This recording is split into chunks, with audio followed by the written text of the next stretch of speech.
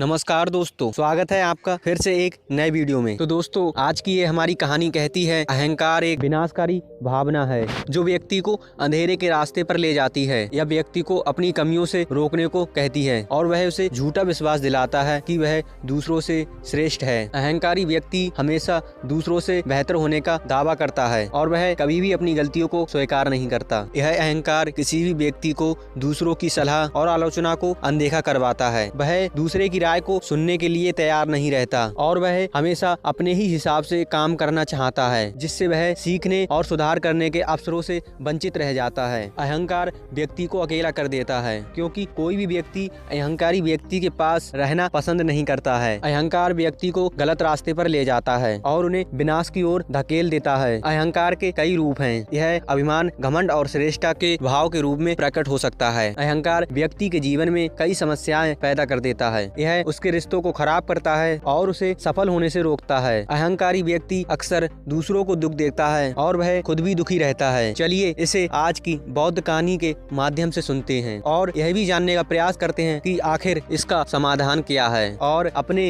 अहंकार को नियंत्रण करने के लिए हम क्या कर सकते हैं। बहुत समय पहले की बात है। एक छोटा सा राज्य था। उस राज्य में एक व्यापारी रहा करता था जो बहुत अमीर था, जिसके पास किसी भी चीज की कोई कमी नहीं थी। उसके पास सारी सुख सुविधाएं थी जो वह चाहता था। उसका एक पुत्र था जो अब युवा हो चुका था। उस व्यापारी के पुत्र ने अब तक अपने जीवन में कोई दुख नहीं देखा था जो वह भी चाहता था। वह व्यापारी उसे सब कुछ लाकर दे देता था, जिस कारण उस व्यापारी के पुत्र को अपने जीवन में किसी भी प्रकार के दुख का अनुभव नहीं किया था। उस व्यापारी के पुत्र के कई सारे मित्र थे। उसके पास अथाह संपत्ति थी। धन दौलत की उसके पास कोई कमी नहीं थी। लेकिन एक दिन अचानक वह व्यापारी बीमार पड़ गया और देखते ही देखते उसकी बीमारी ने उस पर पूरी तरह से पकड़ बना ली थी। वह व्यापारी अपने जीवन की आखिरी सांसें गिन रहा था। अब उस व्यापारी को यह प्रतीत होने लगा था कि अब वह नहीं बच पाएगा। अब उसका अंतिम समय आ चुका है। इसीलिए उसने अपने पुत्र को अपने पास बुलाया और उससे कहा, बेटा, आज तक तुमने केवल सुख ही सुख देखा है। तुम्हें जो कुछ चाहिए था वह मैंने सब कुछ तुम्हें कर दिया, इसलिए तुमने आज तक दुख का अनुभव नहीं किया। दुख क्या होता है यह तुम्हें पता तक नहीं और इसी बात की चिंता मुझे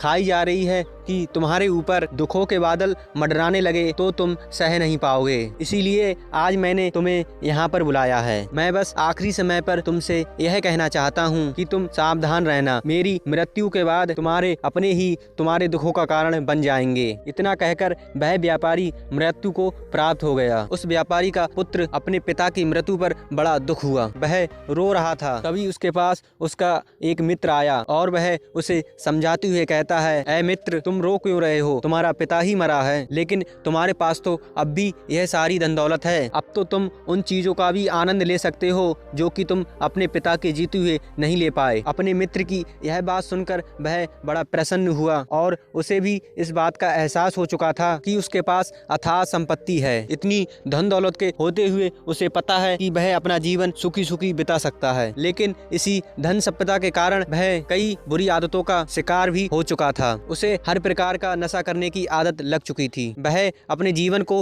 अपनी मर्जी के हिसाब से जी रहा था और अब वह बहुत खुश था, जिस कारण अब उस युवक का अहंकार चौथे आसमान पर था। लेकिन धीरे धीरे अब उसकी बुरी आदतों के कारण उसका व्यापार चौपट होने लगा था। दोस्तों, वीडियो पसंद आई हो तो वीडियो को लाइक करें, साथ ही चैनल को सब्सक्राइब कर लें। दोस्तों, मिलते हैं अगली वीडियो में। तब तक के लिए नमो बुद्धाय।